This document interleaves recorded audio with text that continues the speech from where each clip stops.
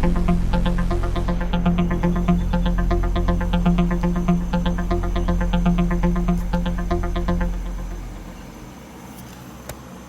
evening, everyone.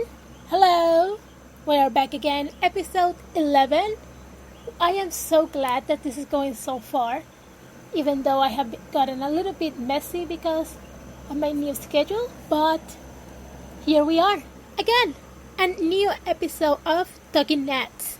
And today we are going to have a podcast full of joy and tears. I mean, at least for me, it will be full of joy and tears, and because we got the Mets and Nationals series, and we also have the Nationals versus Giants series. That series is okay. I don't care that much for the Giants, but I do care about the Nationals versus the Mets because, as you guys know, the Mets are the only New York team that I like, but I am 100% on board with the Nationals, so I want the Nationals to win, but I don't mind that much if the Mets win. But still, it hurts and it fills me with joy if one of the teams loses. So, anyways, it's going to be really bumpy ride, so bear with me. I'm going to be doing a lot of squeaking because I really like these teams, and even though I am a girl that goes by the numbers and everything, sometimes I get squeaky because I like a team more than the other team, and I tend to not take that route, but yeah, it just happens. But anyways, I am very sorry. I started like 10 minutes before my time. I am so sorry, guys. I am having an hectic schedule and I am trying to get back on track. I have a trip to New York. That will be on Tuesday. So yeah, I'm going to have like a serious mess, more bigger than my other messes with the podcast. But I'm going to have everything under control, and you're going to be having another Talking Nets podcast next week. But I just wanted to make it clear that if this last week was hectic for me, the next week is going to be a disaster. At least for me, not for you guys. The podcast is going fine, but for me it's not going to be all roses. Again, I apologize because I am so full of air and everything is just like going out right now as I'm speaking. It sounds really bad, I know. I am very sorry about it. But anyways, let's continue to the podcast because there's a few numbers that I want to mention first because they really need to be mentioned. Because last podcast we talked about Anthony Rendon and Juan Soto being in the list and the numbers. So right now we're going to be talking the pictures, and I have a few surprises. Well, maybe not surprise, but it's actually really good that the Nationals are getting on the list and they're getting recognition, and here we are going to make them know. So without further ado, let's just dive into it.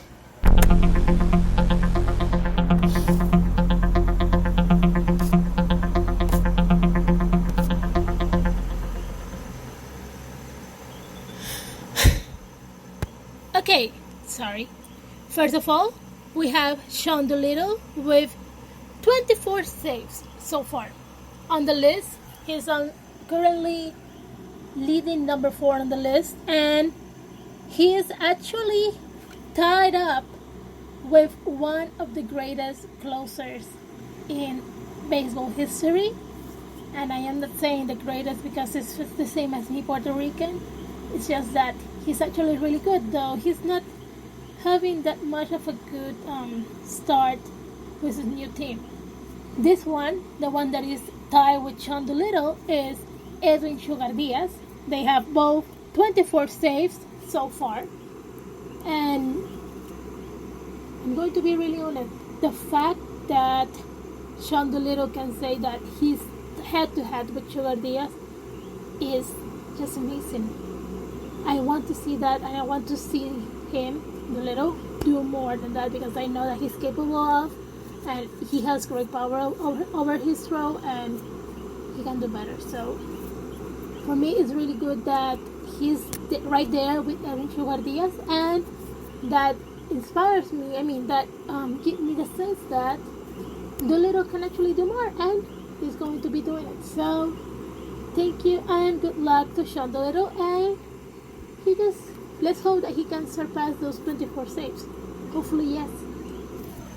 So and then aside from that, we got also another names like Aroldis Chapman, one of the only players in the New York Yankees that I like. And then we also got Kenley Jensen, which, by the way, I know this is not Nationals, but I just have to mention this.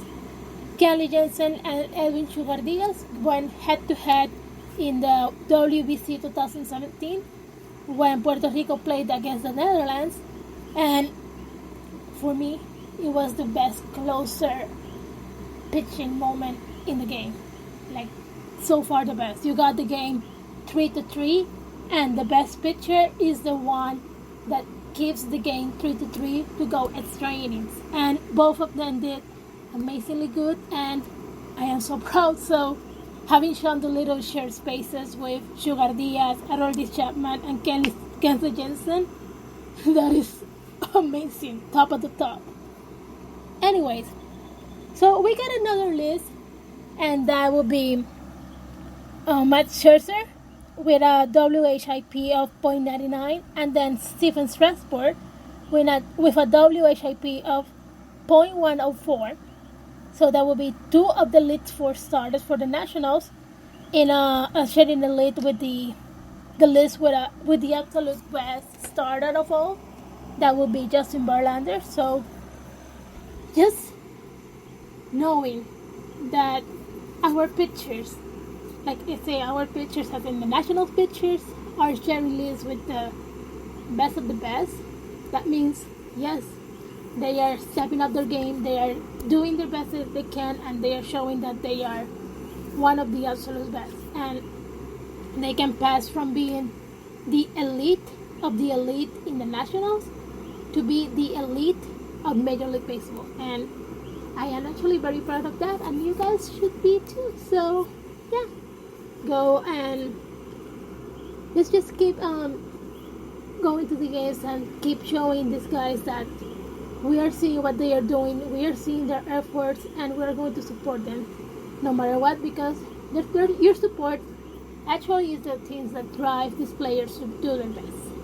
So they strive to do their best when they see that the crowd is actually cheering for them, and they go to the park to see this game. So let's just keep showing their support to them, and yeah, they're going to be doing much better, and hopefully we're going to reach the finals.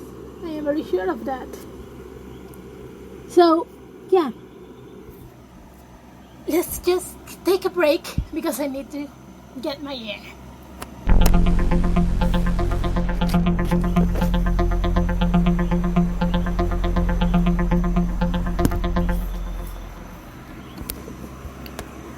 Okay, so on the last list we got Matt Scherzer again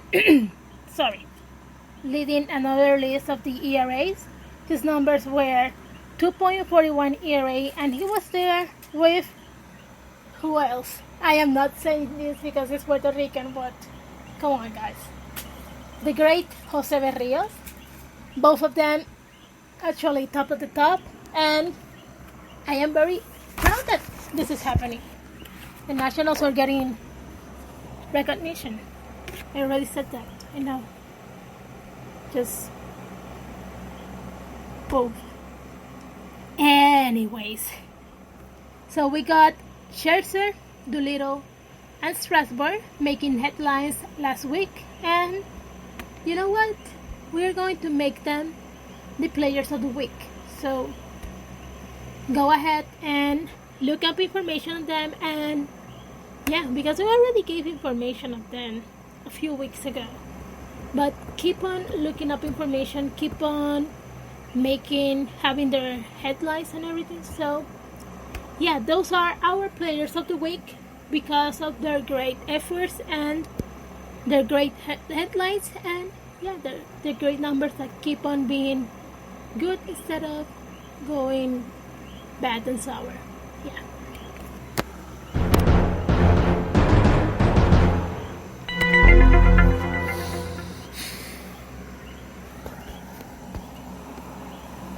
Okay, so now that we got, give me a second, I am thirsty.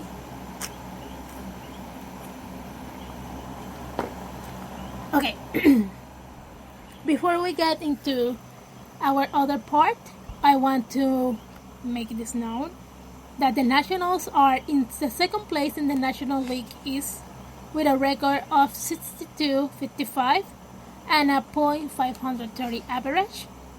That means that they are leading the wildcard game, and I know that there's still so much games left, but still they are leading the wildcard game, and if we don't get to the first place, maybe we can get in the wildcard. So I am not going to let it go. Never. Never, never, ever until they are in the first place. But never, never, ever, I am not going to let that go. Anyways, they got 5-for-5 in the last 10 games. They actually lowered their percentage because they were 7-2 in the last 10 games in the previous weeks, and now they are 5-for-5. Again, it's not bad, but they can do better, because 5-for-5 equals nothing. Like, you're losing 5 games and you're winning 5 games. No. So they got 31-25 at home games, and they got the 31-30 at away games. They need to step up their game in the away games, but I am very sure that there's a miracle happening, and this week we are going to see it.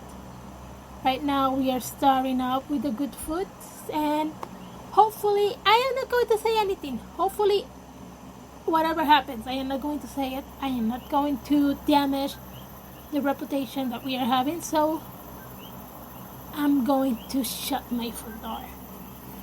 Anyways, now let's jump into last week's games.